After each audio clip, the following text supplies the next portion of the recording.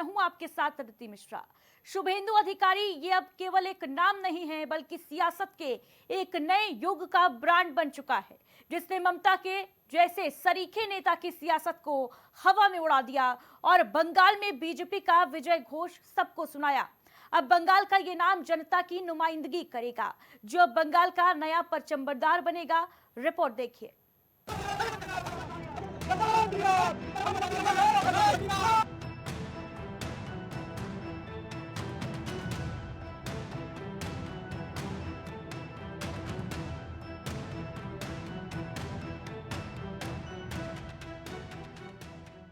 शुभेंदु अधिकारी ये सिर्फ एक नाम नहीं, बल्कि बंगाल की मिट्टी से उपजी वो ललकार है जिसने कोलकाता के गलियारों से लेकर दिल्ली के दरबार तक हलचल मचा दी। वो चेहरा जिसने ममता के अभेद्य किले में सेन लगाई और लेफ्ट के लाल आतंक को इतिहास के पन्ने में समेट दिया। शुभेंदु अधिकारी नाम याद रखिएगा, क्योंकि अब बंगाल की फिजा में सिर्फ जय श्री राम का जय घोष होगा। जिस बंगाल को तुष्टिकरण की आग में झोंका गया, जहां हिंदुओं की अस्मिता पर बार बार प्रहार हुआ, वहां अब न्याय का सूरज उगने वाला है। अमित शाह के अचूक चाणक्य नीति ने तय कर दिया कि बंगाल का असली अलंबरदार कौन है। यह नियुक्ति नहीं, यह बंगाल के करोड़ों शोषित हिंदुओं के जख्मों पर वो मरहम है जिसकी तलाश उन्हें दशकों से थी।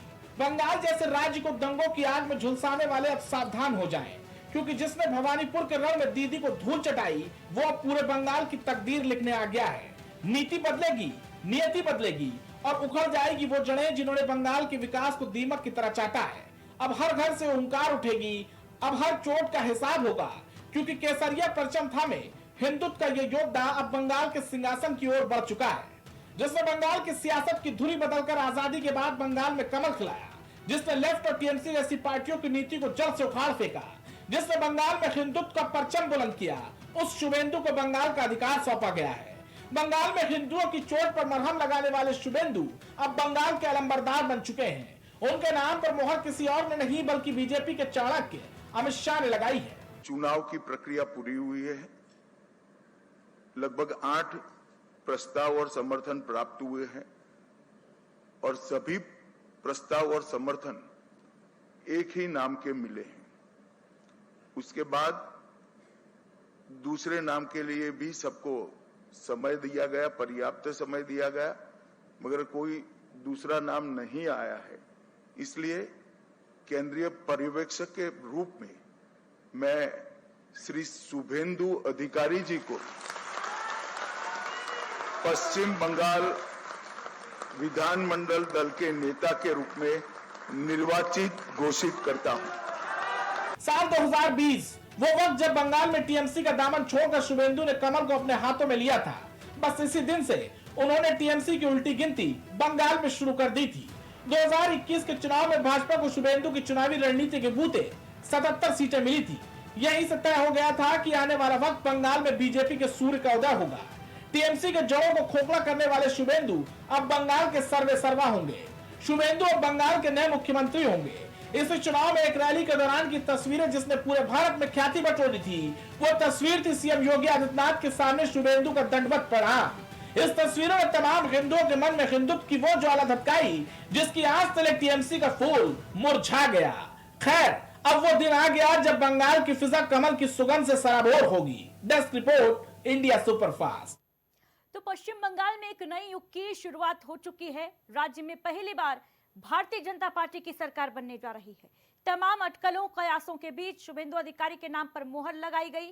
कोलकाता में विधायक दल की बैठक के बाद गृहमंत्री अमित शाह ने जैसे ही शुभेंदु के नाम का ऐलान किया, पूरा हॉल जय श्री राम के नारे से गूंज उठा। वहीं इसके कुछ देर बाद उन्होंने राज्यपाल से मुलाकात कर सरकार बनाने का दावा पेश कर दिया। बताते चलें कि 9 मई को कोलकाता के ऐतिहासिक मैदान में भव्य शपथ ग्रहण समारोह का आयोजन किया जाएगा और इस कार्यक्रम में प्रधानमंत्री नरेंद्र मोदी के साथ साथ बीजेपी शासित 20 राज्यों के सीएम और एनडीए के दिग्गज नेता ऐतिहासिक पल के गवाह बनेंगे।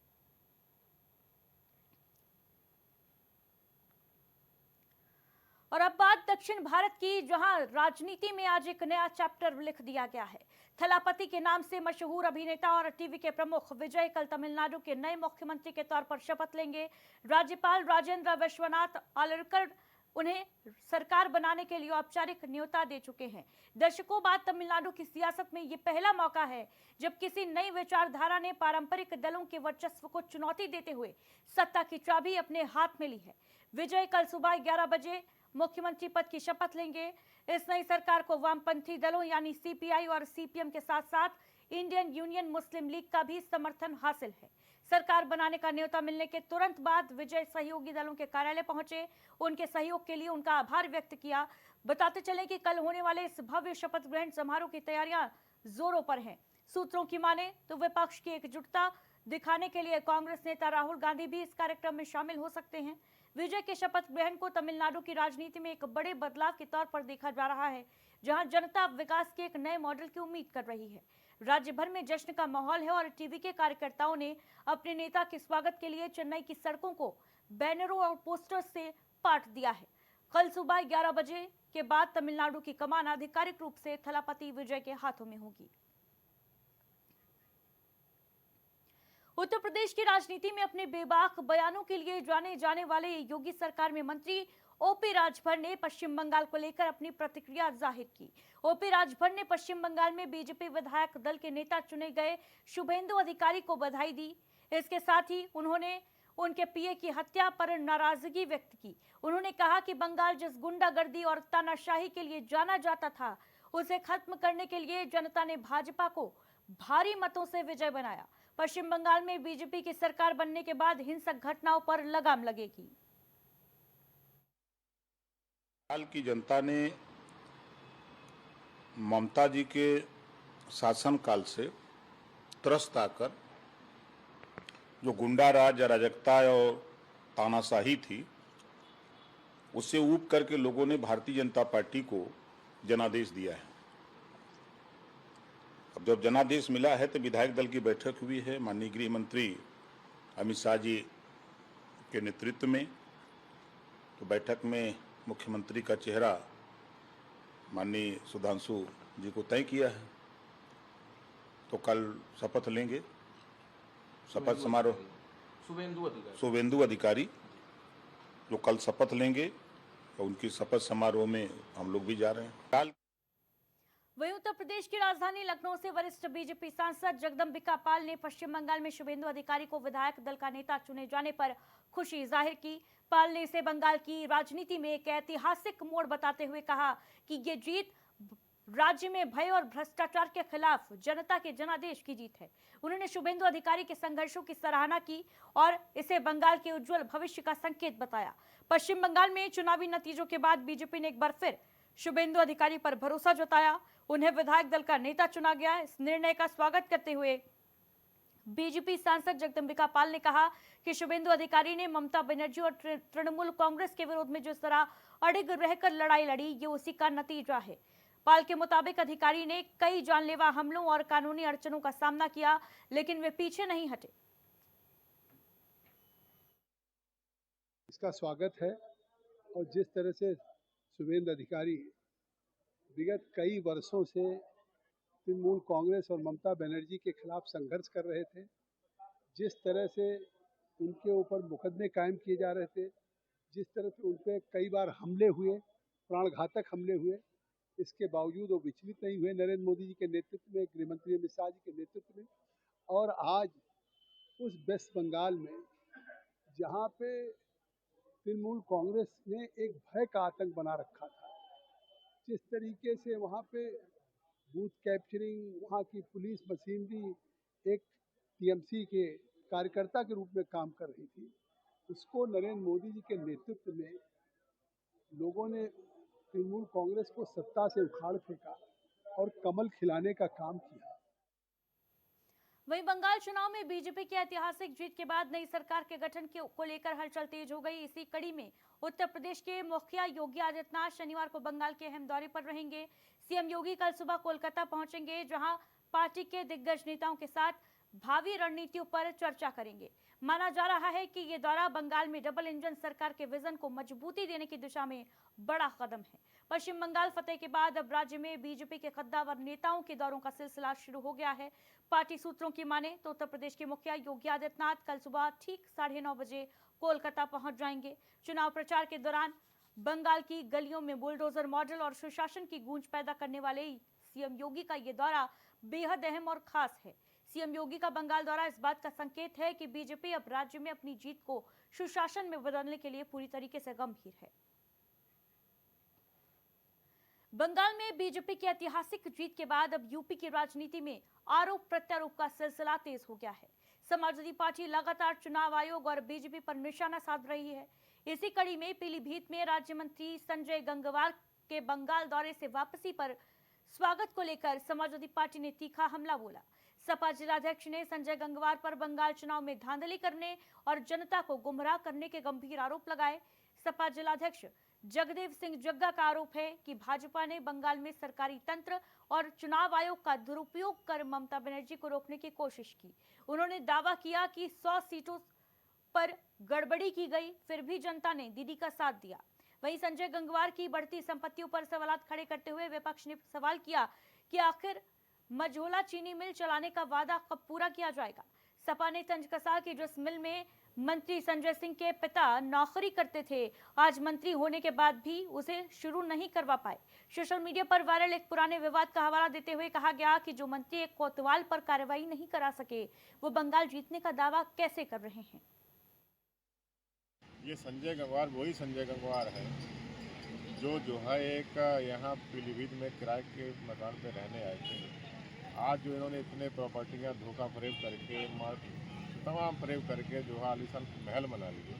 इनके पिताजी जो है चीनी मिल में नौकरी करते थे, मझोला चीनी मिल में, और चुनाव में जो है मिस्सा और ये संजय गंगवार की मंच पर जब मिस्सा भी आए थे तो उन्होंने वायदा भी किया था यहाँ की मझोला चीनी मिल चलाएंगे। मैं मझोला चीनी मिल की इसलिए बात कर रहा हूँ कि इनके पिताजी वहाँ नौकरी करते थे। जो आदमी जहाँ इनके पिताजी नौकरी करते थे वो चीनी मिल नहीं चला पा रहा है। एक कोतवाल को जो सोशल मीडिया पे एक वायरल हुआ था कि मैं इन्हें तत्काल आप जो है लाइन हाजिर करिए, इन्हें सस्पेंड करिए, और मैं पोस्ट ग्रेजुएट मंत्री हूँ, 125 या 30 चीनी मिलें चलाता हूँ, आप मुझे समझा रहे हैं। वहीं लखनऊ में नगर निगम की भारी लापरवाही सामने आई है, जहां माल थाना इलाके में सेप्टिक टैंक की सफाई करने उतरे 2 मजदूरों की दम घुटने से मौत हो गई। ये घटना उस वक्त हुई जब रिंकू और राजेश नाम के 2 युवक नबी पन्हा गांव में एक टैंक को साफ करने के लिए पहुंचे थे। वहां मौजूद लोगों ने जब स्थिति बिगड़ते देखी तो तत्काल 112 नंबर डायल कर पुलिस को मामले की सूचना दी। मौके पर पहुंची पुलिस ने ग्रामीणों की मदद से दोनों युवकों को कड़ी मशक्कत के बाद टैंक से बाहर निकाला। प्रत्यक्षदर्शियों की माने तो सबसे पहले रिंकू सफाई के लिए सेप्टिक टैंक के भीतर घुसा था। काफी देर तक जब बाहर नहीं आया तो उसका साथी राजेश उसे देखने और बचाने के लिए टैंक के अंदर चला गया। कुछ देर बाद जब दोनों में से कोई भी बाहर नहीं निकला तो वहां मौजूद ग्रामीणों में चीख पुकार मच गई। अनहोनी की आशंका गहरा गई। वहीं पुलिस जब दोनों को बाहर निकलवाने में सफल रही तब वे पूरी तरीके से अचेत अवस्था में थे, बेहोश थे। दोनों युवकों को तत्काल पुलिस वाहन और एम्बुलेंस की मदद से नजदीकी अस्पताल ले जाया गया। हालांकि अस्पताल पहुंचने पर डॉक्टर्स ने रिंकू और राजेश दोनों को मृत घोषित कर दिया। फिलहाल पुलिस ने दोनों शवों को कब्जे में लेकर पोस्टमार्टम के लिए भेजा है और मामले की जांच शुरू कर दी है। उत्तर प्रदेश के एटा में कानून का खौफ किस तरीके से खत्म होता जा रहा है, इसकी वानगी कोतवाली नगर क्षेत्र में देखने को मिली। यहां एक दबंग युवक ने बीच सड़क पर एक बाइक सवार को रोक लिया और उसकी पिटाई शुरू कर दी। विवाद की वजह सिर्फ इतनी थी कि पीड़ित की बाइक आरोपी की बाइक से हल्की सी टच हो गई थी। वायरल वीडियो में साफ देखा जा सकता है कि दबंग युवक पीड़ित को गर्दन से पकड़कर थप्पड़ मार रहा है, अभद्र भाषा का इस्तेमाल कर रहा है। सड़क पर मौजूद लोग मूक दर्शक बने रहे जबकि दबंग खुलेआम मारपीट करता रहा। मामूली विवाद में जिस तरह हिंसक रूप लिया वो शहर की कानून व्यवस्था पर भी सवालात खड़े कर रहा है। जैसे ही इस मारपीट का वीडियो इंटरनेट पर वायरल हुआ, एटा पुलिस ने मामले को गंभीरता से लिया है। स्थानीय पुलिस वीडियो के आधार पर आरोपियों की शिनाख्त कर रही है। अधिकारियों का कहना है कि किसी को भी कानून हाथ में लेने की इजाजत नहीं दी जाएगी और आरोपी के खिलाफ कठोर कार्रवाई सुनिश्चित की जाएगी। वहीं उत्तर प्रदेश में स्मार्ट प्रीपेड मीटर की अनिवार्यता खत्म होने के बाद बिजली उपभोक्ताओं पर नई सिक्योरिटी राशि का बोझ बढ़ गया है। पावर कॉर्पोरेशन ने नई कास्ट डाटा बुक के मुताबिक अतिरिक्त राशि जमा करने का आदेश जारी किया है, जबकि उपभोक्ता परिषद ने इसका विरोध करते हुए इसे जनता के साथ अन्याय बताया है। दरअसल पावर कॉर्पोरेशन के इस आदेश से लाखों उपभोक्ताओं को अतिरिक्त राशि देनी होगी, जबकि पहले से तय की गई सिक्योरिटी राशि कम थी। प्रदेश में करीब 83 लाख प्रीपेड स्मार्ट मीटर के उपभोक्ता हैं। इसमें कोई कनेक्शन 10 साल पुराना है, कोई 2 साल पहले लिया गया है। पावर कॉर्पोरेशन के प्रबंध निदेशक नीतीश कुमार ने 6 मई को स्मार्ट प्रीपेड मीटर की जगह सिर्फ स्मार्ट मीटर में आदेश दिया था। इसमें सिक्योरिटी राशि जमा करने की अपील की गई थी। ये राशि उपभोक्ताओं को 4 किश्तों में जमा करनी है। यूपी के कानपुर में ट्रांसफार्मर पार्ट्स और बिजली के केबल चोरी करने के मामले में पुलिस ने बड़ा खुलासा किया है। पुलिस ने शातिर चोरों के गैंग का पर्दाफाश करते हुए 4 आरोपियों को गिरफ्तार किया है। इनके कब्जे से करीब 6 लाख रुपए का चोरी का सामान बरामद किया गया है। वहीं पुलिस के मुताबिक गिरफ्तार किए गए आरोपी लंबे वक्त से थाना रेउना और आसपास के इलाकों में बिजली के तार, ट्रांसफार्मर पार्ट्स और अन्य सामान चोरी की घटनाओं को अंजाम दे रहे थे। लगातार हो रही चोरियों की शिकायतों के बाद पुलिस टीम को आरोपियों की तलाश में लगाया गया। वहीं रेउना थाना इलाके पुलिस ने मुखबिर की सूचना और सर्विलांस की मदद से कार्रवाई करते हुए चारों आरोपियों को गिरफ्तार कर लिया। आरोपियों के पास से करीब 6 लाख रुपए कीमत का चोरी का माल बरामद किया गया है। पुलिस अब गिरोह के अन्य साथियों की तलाश में जुटी है। थाना सचंडी क्षेत्र में लिखवाई थी ताकि इनको किसी भी अपराध से उसमें बच सकें। तो उस केस में भी हम लोग इनके खिलाफ कार्रवाई करेंगे, क्योंकि इन्होंने एक फर्जी FIR सचंडी थाने में लिखवाई थी।